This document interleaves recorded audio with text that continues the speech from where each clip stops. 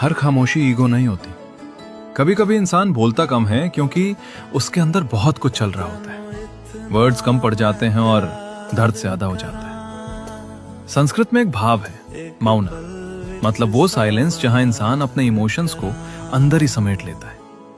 बहुत लोग समझते हैं कि जो चुप है वो एटीट्यूड दिखा रहा है, पर सच ये है कभी कभी वो बस अपने आप को संभाल रहा होता है। इसलिए हर खामोशी को गलत मत समझो, क्योंकि कुछ लोग चिल्लाकर नहीं, चुप रहकर अपना दर्द जीते हैं। और जो इंसान इतनी खामोशी में भी खुद को संभाल लेता है, वही सच में अंदर से सबसे स्ट्रांग होता है।